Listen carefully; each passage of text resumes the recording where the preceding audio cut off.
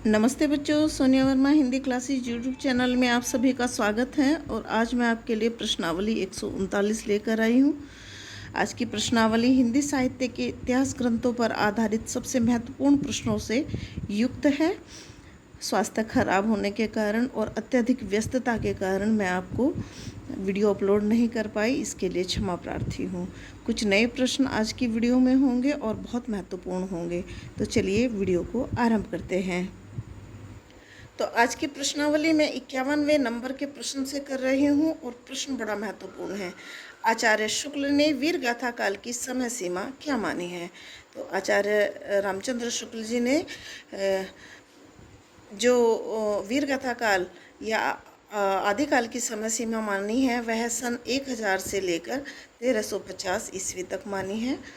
और यदि प्रश्न के सन को संवत में ढाला जाए तो संवत 1050 से 1375 तक की ये अवधि मानी जाती है। देखिए, विक्रमी संवत और सन में 57 वर्ष का अंतर होता है।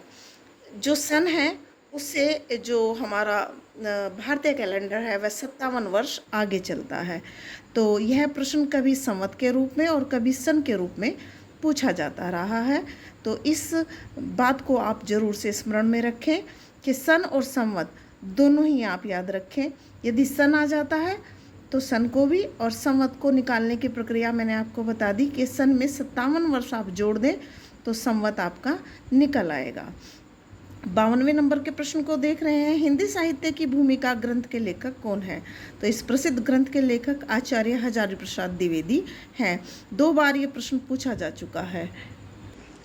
हिंदी साहित्य के इतिहास ग्रंथों पर आधारित यह प्रश्नावली केवल महत्वपूर्ण प्रश्नों से ही युक्त है। मैंने इसमें वही प्रश्न लिए हैं जो सर्वाधिक पूछे जाते रहे हैं। तो 53वां नंबर का जो प्रश्न है वह भी अत्यंत महत्वपूर्ण की सूची में आता है। तो यह है, हिंदी शब्द सागर ग्रंथ के संपादक कौन थे? या इस ग्रंथ को जो आचार्य रामचंद्र शुक्ल ने तैयार किया था किसने संपादित किया था? तो इसके जो संपादक थे वह डॉक्टर श्याम सुंदर दास जी थे। 54वें नंबर के प्रश्न को देख रहे हैं जो एक परिभाषा के रूप में यहाँ पर आया है। जैसे पुराना चावल ही बड़े आदमियों के खाने योग्य समझा जाता है, वैसे ही अपने समय से कुछ पुरानी पड़ी हुई परंपरा के गौरव से युक्त भाषा को ही पुस्तक रचने वालों के व्यवहार योग्य समझी जाती थी। रामचंद्र शुक्ल का यह कथन वीर गाथा काल के किस प्रकरण में है? तो जब आप उनका इतिहास ग्रंथ उठाकर देखेंगे तो यह परिभाषा उनके प्रकरण नंबर 4 में आई है। तो इस क्वेश्चन के आंसर को जरूर से याद रखें।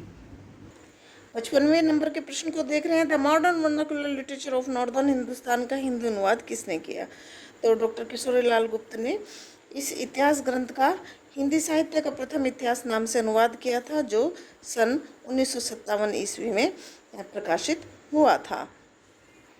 56वें नंबर के प्रश्न को देख रहे हैं। बड़ी महत्वपूर्ण और कई बार पूछी जाने वाली परिभाषा है। साहित्य जनता की चित्तवृत्ति का संचित प्रतिबिंब। इस पंक्ति के लेखक कौन हैं? तो इस पंक्ति के या इस परिभाषा के जो लेखक हैं वो डॉक्टर रामचंद्र शुक्ल जी हैं। 57वें नंबर के प्रश्न को देखिए। हिंदी साहित्य के इतिहास को व्यवस्थित रूप देने का श्रेय किसको जाता है?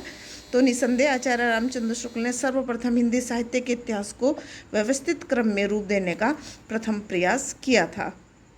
हिंदी कोविद रत्नमाला ग्रंथ के लेखक कौन है? देखिए, बड़ा महत्वपूर्ण है। तो इसका उत्तर तो डॉक्टर श्याम सुंदर दास है। इस रचना में या इस ग्रंथ में हिंदी के बहुत महत्वपूर्ण साहित्यकारों के जीवन परिचय हमें संग्रहित मिलते हैं। 59 नंबर के क्वेश्चन को देख रहे हैं। मिस्र बंधुओं ने परिवर्तन काल को या परिवर्तन काल की समय सीमा क्या निर्धारित की है? तो संवत 1890 से संवत 1925 विक्रमी तक उन्होंने परिवर्तन काल की समय सीमा निर्धारित की है। 60 नंबर के प्रश्न और इस वीडियो का अंतिम प्रश्न। भक्ति काल का नाम पूर्व मध्यकाल किस आचार्य ने रखा? तो आचार्य हजारी प्रसाद द्विवेदी ने भक्ति काल का नाम पूर्व मध्यकाल रखा। आशा करती हूँ आज की प्रश्नावली के प्रश्न आपके लिए अत्यंत उपयोगी सिद्ध होंगे। ऐसी ही नवीन जानकारी से युक्त कल की वीडियो भी होगी, उसे भी ज़रूर देखें। और वीडियो आपको कैसी लगती है इस विषय पर मुझे ज़रूर से कमेंट्स करें। वीडियो यदि पसंद आए तो चैनल को सब्सक्राइब कीजिए, वीडियो को ज़्यादा से ज़्यादा शेयर कीजिए। चलिए कल मिलते हैं, तब तक के लिए नमस्ते, धन्यवाद।